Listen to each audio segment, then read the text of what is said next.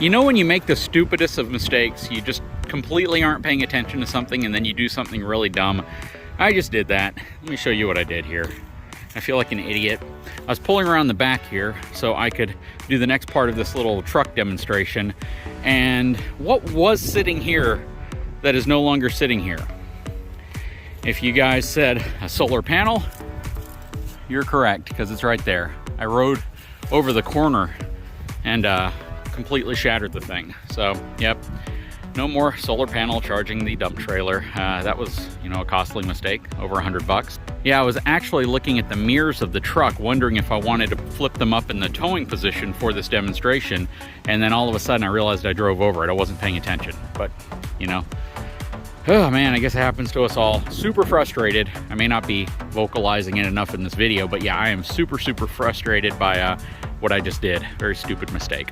Anyways, on to the rest of this video. We're gonna go and hitch up this truck to the Texas Pride trailer, see how it handles the weight. So this is gonna transfer about 650 in that range to the back of this truck. This truck does have air suspension, so we're gonna see how the air suspension handles it. I have a feeling we'll be able to get this thing leveled up once the air suspension kicks in. But you'll get kind of an idea of how something like this would be able to handle something like this. Now, the dry weight of this trailer is about 6,000 pounds, I think 5,600 pounds. And then the weight that's gonna transfer to the back, again, about 650 pounds. Mainly because if you look how far back the tires are set, most of your weight is right here. That's why it transfers a little bit more than an empty travel trailer might. Empty travel trailer would probably transfer about 10% of its weight before you load it up. This is gonna transfer closer to about 20% of the weight, simply because, again, it's just built a lot differently in this area, a lot thicker steel. Now, before we do this, let's look at the door sticker one more time. So the door sticker on this truck says it has a 1,329 pound cargo capacity. If I'm not mistaken, that's only about 75 pounds greater, actually, probably less than that. Yeah, more like 60 pounds greater than the Nissan Frontier that I reviewed. The two-wheel drive Frontier that I had. So whenever we talk about payload capacity, oftentimes the type of vehicle in general can possibly dictate your payload capacity. This being a very well-equipped truck, limited, 10th anniversary, all of that stuff, coming with the factory bed liner, the factory, bed cover, all the leather, all that fancy stuff inside of here adds weight to the truck, which reduces its payload capacity. Same with the Nissan. All of the fancy stuff in the Nissan reduced the payload capacity of that truck. So with this specific truck, again, it's a half-ton truck. You would probably think it'd have 300 or 400 or 500 pounds more in terms of payload capacity versus a Nissan Frontier, which is a mid-sized truck. And this truck only has roughly 60 pounds more in terms of payload or cargo capacity than that truck did. And that truck handled the trailer relatively well in terms of actual payload, the weight and how much it squatted. I think it squatted like 2.5 inches. But this truck has an unfair advantage in the sense that it has air suspension. So the air suspension is likely going to level the truck out. And if I drop the air suspension all the way down, that's also not a good reference to show how much the truck squats, simply because whenever you look at a truck like this, it's designed to be lowered for fuel efficiency, but then also to be able to raise it back up for off-road prowess. So the way this truck is set up right now, it's hard to tell exactly how it's going to be impacted by the actual weight of the trailer hitch on the back. So I don't want to really say this truck is going to squat, because the systems in place are designed to prevent the truck from squatting.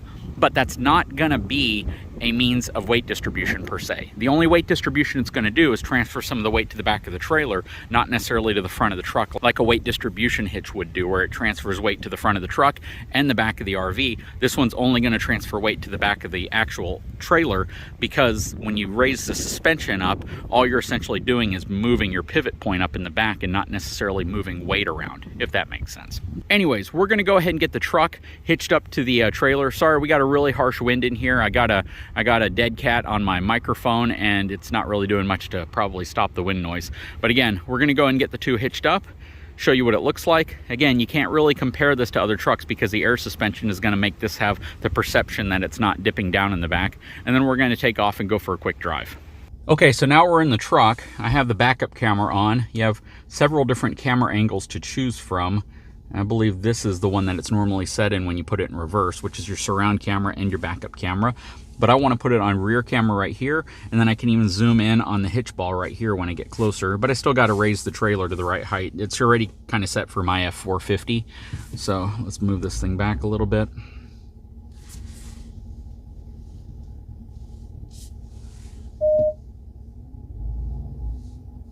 Got to get that Fort Knox locks off of the front of it.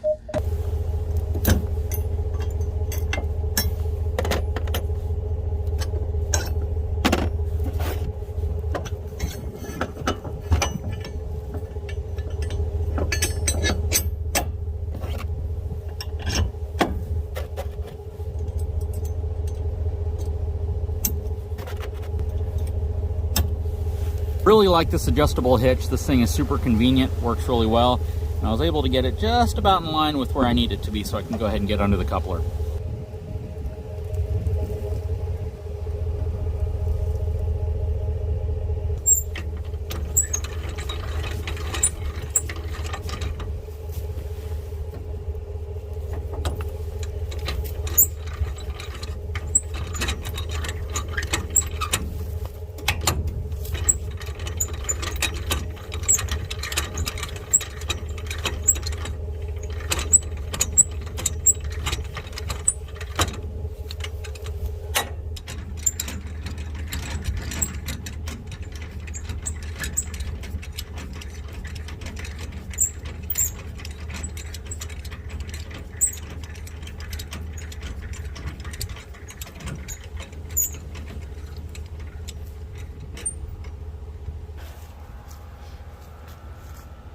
Wow, not gonna lie, dropped it down a bit more than I thought, but look at the truck, it's raising it right back up. So it dropped it down about 3 inches, and the system added air to raise it back up. And the way you could tell is the space between the foot of the tongue jack here was only about 1/2 inch above the block there, and now it's about 2.5 inches above the block. So again, it's really hard to determine exactly how much squat you're going to have with a truck like this when you have an air system that kicks in to level everything out. And quite frankly, the airbags are designed to be able to take that load and then inflate to where they need to be. So it's not really squat when you're looking at something like this with an adjustable suspension system versus a coil spring or a leaf spring that's going to have a set rate of drop, basically what it's designed to drop or how much weight it's designed to handle. So yep, just need to chain everything in place. That was actually really convenient because I didn't really need to do anything. Typically you might have to readjust your hitch or flip the thing upside down so you'd be able to get the height you need, but with the air suspension it kind of kicked in for me. Again, this is no indication of increased payload capacity. This is just how the truck suspension is designed to adapt from a leveling perspective to a trailer. So very, very cool. And it kicked in automatically. I didn't have to do anything. I had the suspension set at its mid-level already, and it sensed that the truck had dropped, so it added air to the system. So we're going to go ahead and get the chains and everything connected and take off on the road to see what it's like.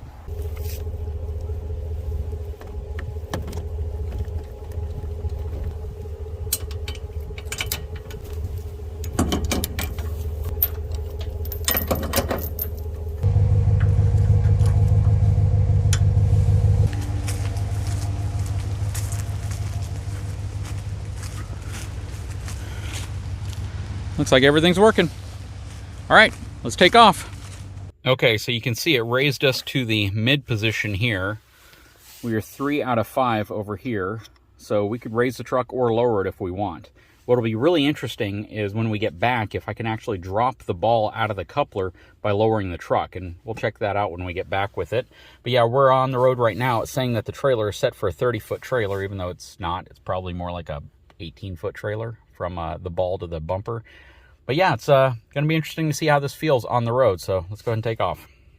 All right, so you can see the trailer rolling behind us. I don't have the tow mirrors up. I may put them up. Don't really need them, to be honest, because the outside little spot mirror does a pretty effective job of letting you see what's going on. But yeah, we're going to go ahead and get on the main road and see how this Ram does. You can definitely feel the tongue weight, for sure. Okay, so I've been driving for a little bit now just to kind of get the feel of, you know, how everything is with this truck and this trailer combination. FYI, this trailer is probably the equivalent in terms of weight to about a 6,000 pound travel trailer, simply because of the amount of tongue weight that's being transferred to the back of the truck. I don't have a weight distribution hitch. This specific trailer, even though it's a 14-foot dump trailer, overall length on it is about 18 feet whenever you take the A-frame into account. This trailer is very heavy for a dump trailer, especially one its size. And something to really keep in mind about hauling something like this with a truck this size is the truck is a relatively light truck.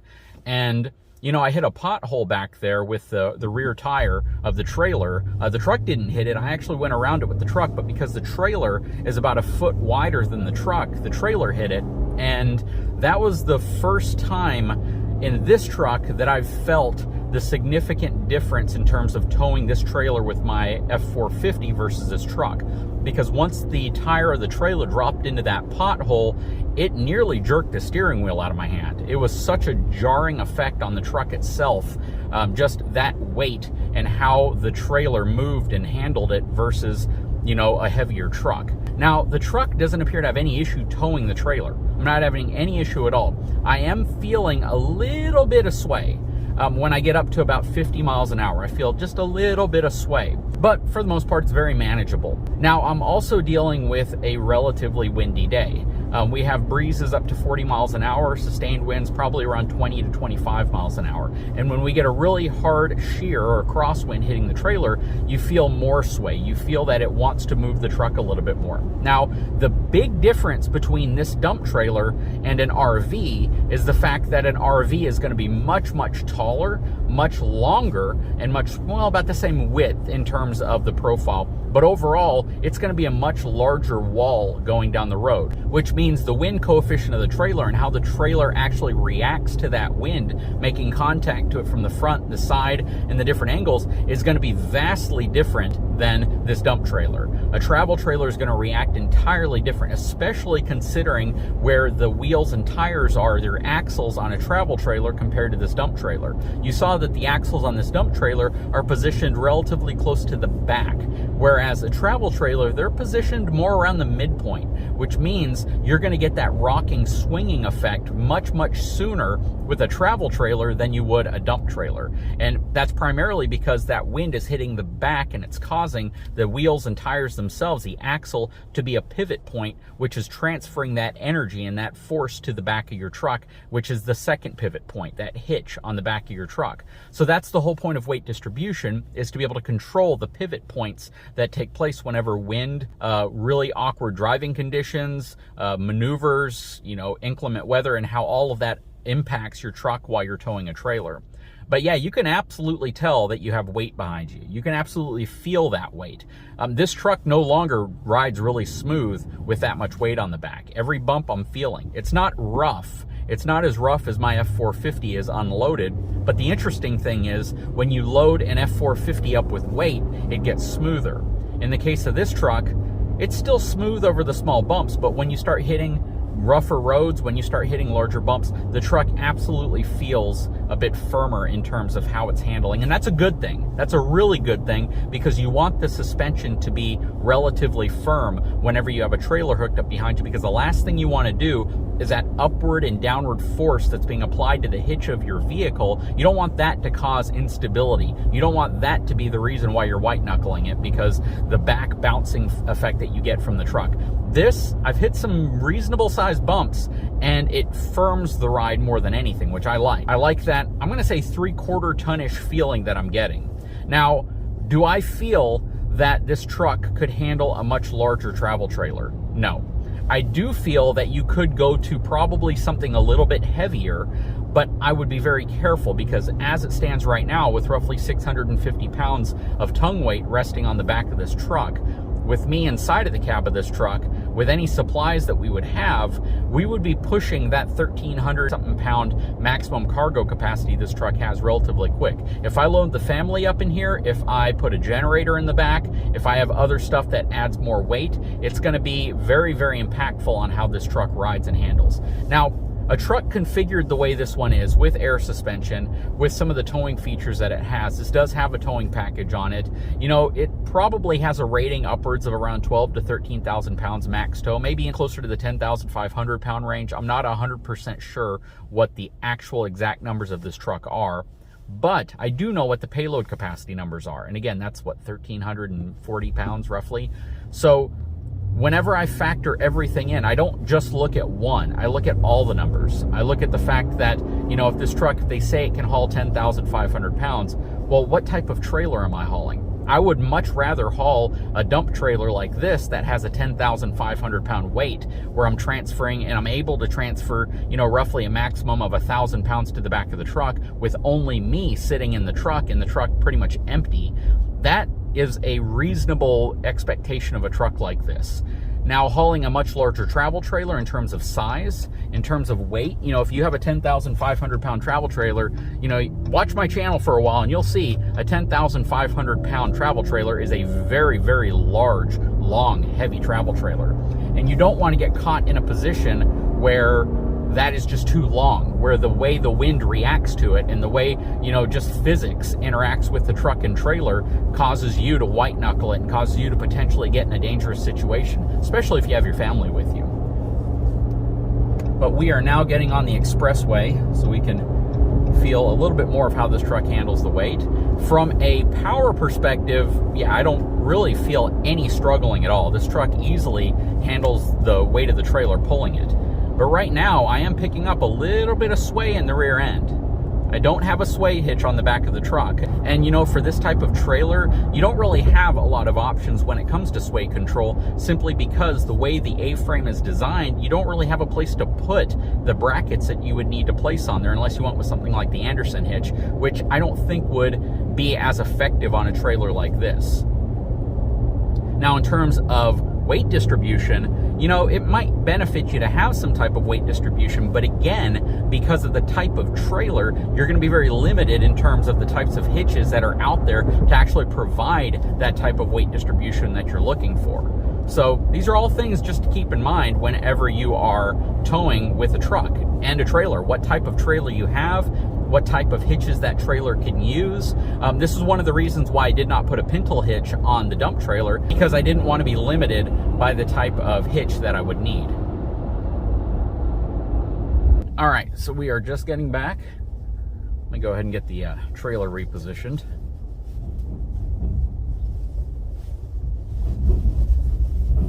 Yeah, you can definitely feel the weight of this trailer on the truck. Doesn't mean you can't tow it, it just means you feel it. Let me do my turnaround here. I am super bummed that I ran over my solar panel. Just like incredibly bummed by that. I guess accidents happen though. All right, so we are back. Let's go ahead and test my theory on uncoupling this truck. So my theory is that we can just drop this jack down, basically drop the foot down as low as we can, drop the suspension of the truck, and maybe the ball will drop out of the coupler on its own. May or may not, but we'll find out. Now, let's drop the suspension down all the way. Maybe I can do it from the remote. Yep. So the front's lowering first. Now the back is lowering.